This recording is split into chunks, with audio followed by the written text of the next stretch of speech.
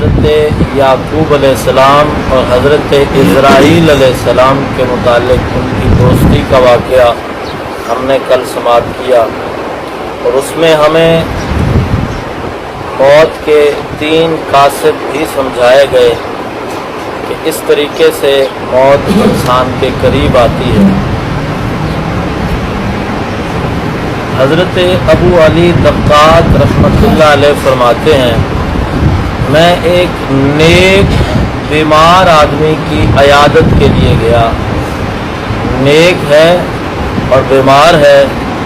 حضرت فرماتے ہیں میں اس کی عیادت کے لیے گیا تو ان کے ارد گرد ان کے بڑے بڑے علماء شاگرد تھے، وہ بیٹھے ہوئے تھے اور رو رہے تھے، افسوس کر رہے تھے۔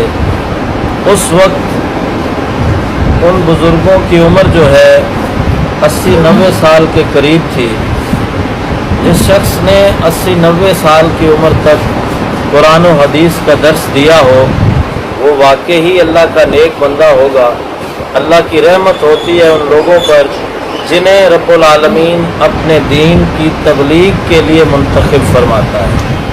فرمایا کہ میں نے ان سے پوچھا، جو بیمار تھے وہ رو رہے تھے، میں نے ان سے پوچھا اے شیخ آپ کس لیے رو رہے ہیں؟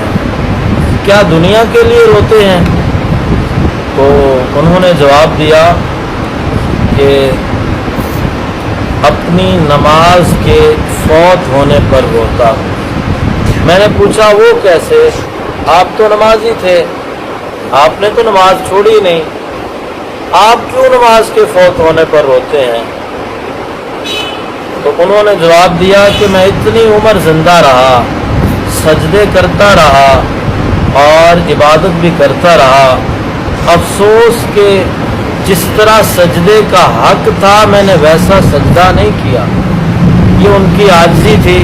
فرماتے ہیں کہ جب بھی سجدہ کیا غفلت میں کیا، جس طرح رب کو سجدہ، جس طرح وہ ذات سجدے کے لائق ہے میں نے ویسا سجدہ نہیں کیا، اور ہمیشہ غفلت میں سر رکھا، غفلت میں اٹھایا۔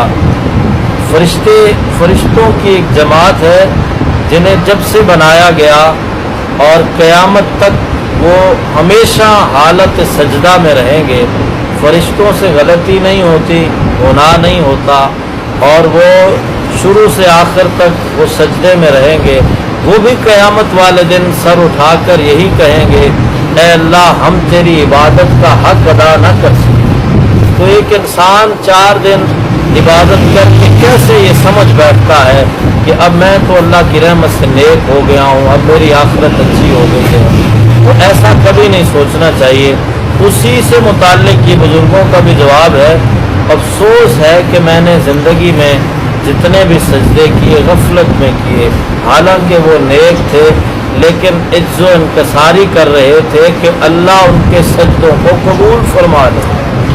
اور فرماتے ہیں کہ میں نے اپنے حشر کے دن کے لیے اور قیامت کے دن کے لیے جب غور و فکر کیا کہ میرے رخسار، میرا چہرہ جسے لوگ دیکھ کر خوشی محسوس کرتے ہیں، جب یہ قبر میں مٹی پر پڑا ہوگا تو کیا حال ہوگا؟ صاف ظاہر ہے ہم یہاں نیک لوگوں کا احترام کرتے ہیں، ان کا چہرہ دیکھنا عبادت بھی ہے، ثواب بھی ہے۔ اب وہ خود فرماتے ہیں کہ جس چہرے کو لوگ دیکھ کر ثواب سمجھا کرتے تھے، اتنی قدر کرتے تھے، اب یہ چہرہ مٹی پر پڑا ہوگا۔ اور فرمایا کہ لوگ یہاں اتنی عزت دیتے تھے، اللہ نے یہاں اتنا بلند مرتبہ اور مقام عطا فرمایا، اب کچھ لمحوں بعد، کچھ دیر بعد جب میری موت واقع ہوگی تو میں اکیلا مٹی پر تنہا پڑا ہوا ہوگا۔ اور فرمایا کہ میرا جسم کسی اور کے قابو میں ہوگا، مٹی میرا تکیہ ہوگی، میرے اوپر نیچے مٹی ہوگی۔ یہ تو نیک لوگ ہیں، ہم لوگ بھی یہ اسی طرح سوچ سکتے ہیں کہ ہمارے مقام و مرتبے، ہماری شان، یا ہم اپنی جو حیثیت سمجھیں یا اپنے آپ کو بڑا آدمی سمجھیں، یہ فقط سانسوں تک ہے، وہ بھی ہم نے سمجھا ہوا ہے، ہماری سمجھ کا گھاٹا ہے، اصل میں ہماری کیا حیثیت ہے۔ فرمایا کہ میں حساب و کتاب کے متعلق سوچ رہا ہوں کہ جب مجھے نامہ اعمال دیا جائے گا تو اس وقت میرے گناہ میرے لیے ذلت اور خواری کا سبب بنیں گے۔ پھر فرماتے ہیں کہ مگر اے میرے رب اور خالق، مجھے آپ سے ہی امید ہے، اے الہی تو میری خطاؤں کو معاف فرما دے گا، مجھے امید ہے کہ تو مجھ پر رحم فرمائے گا۔ یہ ایک نیک انسان اور ایسا انسان جس کے شاگردوں میں علماء ہوں، مشائخ ہوں، وہ اپنی آخرت کے متعلق فکر کرتے ہوئے اس طرح کے الفاظ فرما رہے ہیں، اور یہ ہمیں اس طرف درس دے رہے ہیں، لوگوں یہ عزت، یہ مرتبے، یہ مقام، ان کو ہمیشہ نہ سمجھ لینا، کہیں ایسا نہ سمجھ لینا میرے پاس اتنی طاقت ہے میں جو چاہوں کر دوں۔ انسان کے پاس کیا طاقت ہے؟ بے شمار واقعات آتے ہیں، بڑے بڑے نامور پہلوان، بڑے بڑے نامور بندے، ان کو خدا نخواستہ فالج ہو گیا، کسی نے قتل کر دیا، ان کی اولاد فوت ہو گئی، مختلف طریقوں سے پریشانیاں آتی رہتی ہیں۔ یعنی حقیقت میں طاقتور ذات اللہ کی ہے، ہماری کوئی حیثیت نہیں ہے۔ تو اس لیے ہمیشہ یہی ذہن میں رکھنا چاہیے کہ اللہ تعالی ہماری آخرت کو بہتر فرمائے۔